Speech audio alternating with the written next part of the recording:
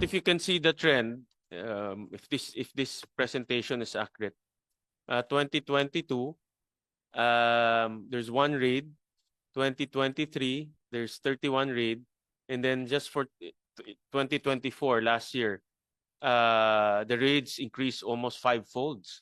Yes, Your Honor. Is this an indication that illicit trade is flourishing for both vapor products and also cigarette products?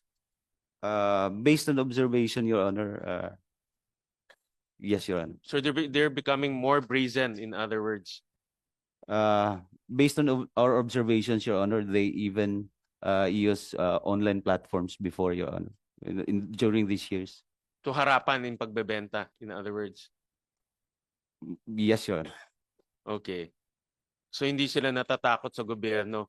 Tama ba? One of the reasons why there was a decrease from excise to tax collection is the change in consumption pattern of those who smokers from using the traditional tobacco or cigarette to vape. And this was shown in a survey conducted by FNRI. And another one is, of course, illicit trade, Your Honor. Those are the main reasons why there is a decrease from the collection of excise taxes from these products, Your Honor, particularly cigarettes, Your Honor. Okay. Have you so the BIR have detected illicit trade happening in our country and concluded that one of the reasons for the decline in revenues is due to illicit trade, aside from what you said, no, shift in consumption pattern and the other researches by FNRI. But illicit trade is a major component.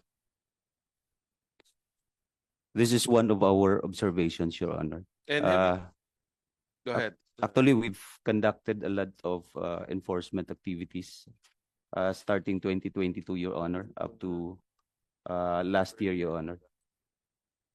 And there were we've conducted a lot of enforcement activities, Your Honor, against this illicit trade, cigarettes and vapor products.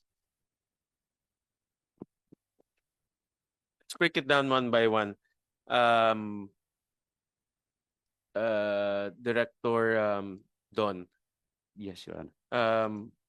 For illicit trade, how much illicit trade, or what's the universe of illicit trade, have you estimated? I know it's a very difficult question to answer. No? There's no, it's illicit trade. It goes under the radar. But there must be some estimates or some science in terms of estimating how much illicit trade is happening in our country from the point of view of our tax authority, and how much foregone revenue have you estimated because of this illicit trade? From the part of the BIR, Your Honor, we do not have an official data on this aspect, Your Honor. But do you have any estimates? What we have, Your Honor, is yung mga nahuli lang namin, Your Honor. Yung dami ng nahuli namin, cigarettes and vapor products. And how many I know that the BIR, I see in the news reports. In fact, I have a summary of the news reports. How many, just on 2024 alone, how many enforcement activities have you conducted?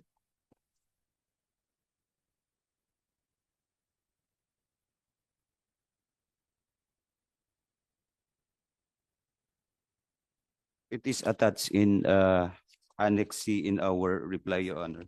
In 2024, Your Honor, we've conducted 141 enforcement activities against vapor products, and we have raided large-scale manufacturers of illicit cigarettes. One in Clark, and in Bulacan, and another one in Cabanatuan, Your Honor.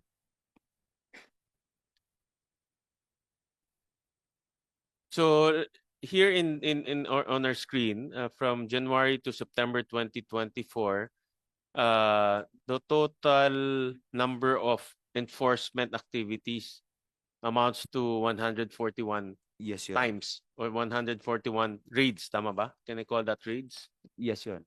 And then for October to November, another 847. Is that correct? This was because in starting October to October, Your Honor, we have conducted a weekly visitation on retailers of vapor products, Your Honor. Okay. And These it are was counted. visitation. Yes, Your But Honor. only raids. How many raids have you for January to September is 141 raids yan, di ba? Yes, These Your are Honor. the raids that you have conducted. But for October, November 2024, the 847 includes the raids or just visitation activities? Visitation activities, Your Honor. Okay, so it's only For so- retailers of vapor products, Okay. Your Honor. So, but even in just for 2024, 1 year alone, less than a year actually, you conducted 141 raids. Most of these, Your Honor, are against vapor products, but we've conducted large-scale raids in Clark, Pampanga, and one in Bulacan, and another one in Cabanatuan, Your Okay. Honor. But if you can see the trend, if this presentation is accurate, 2022, there's one raid. 2023, there's 31 raid, and then just for 2024, last year, the raids increased almost 5-folds. Yes, Your Honor. Is this an indication that illicit trade is flourishing for both vapor products and also cigarette products? Based on observation, Your Honor, yes, Your Honor. So they're becoming more brazen, in other words. Based on our observations, Your Honor, they even use online platforms before, Your Honor, during these years.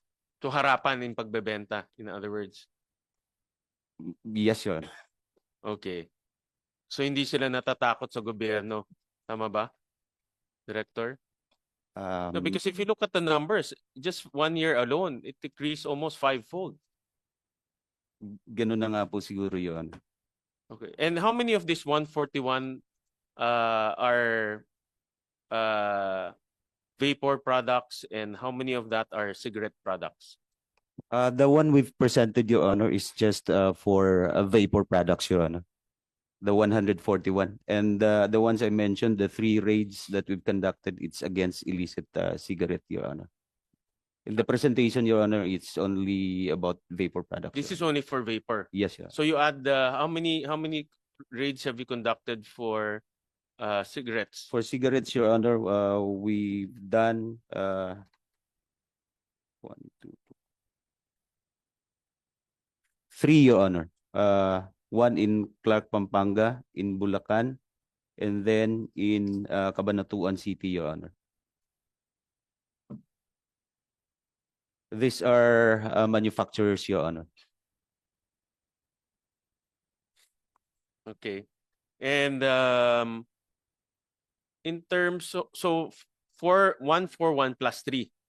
Yes, Your Honor. Okay, but I'm sure the value is much different, no? Yes, Your 3 might be in terms of value might surpass the 141, no? I think. Yes, Your Honor. So I'll go to that. How much is the value of that 141?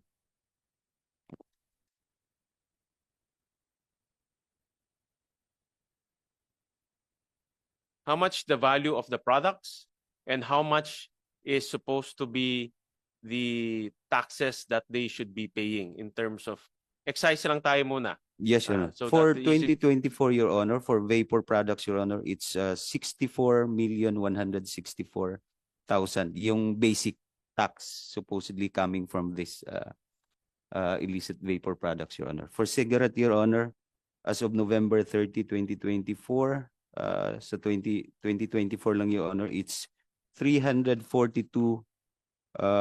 million 407,000 pesos, Your Honor. So let me just clarify. The one for one, the equivalent in terms of tax due is 64, Your Honor. 64 million. Yes, Your Honor. But the three raids that you conducted It's for cigarettes 342, Your Honor. is 342 million Yes, Your Honor. in terms of tax due. No? Yes, Your Honor. This is excise. Yes, Your Honor. Okay. All right. So this is only for we're talking about only for 1 year. In fact, if can you flash this? We compiled just in 2020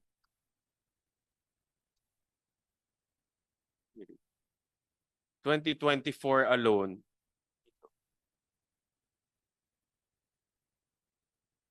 Can you flash this? We have a compilation of this is just for news reports, no? And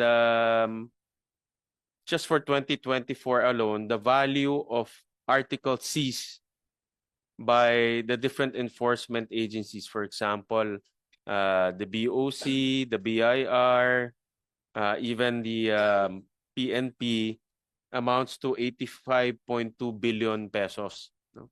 I'll just flash this in a while. No?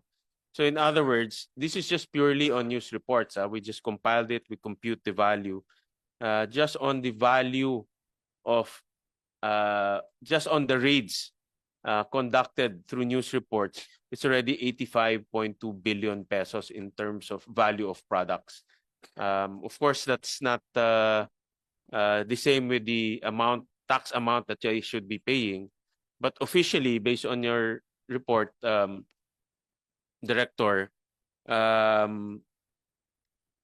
just on 2024 alone, 342 million in terms of tax leakages are from cigarettes and 64 million are from vapor products.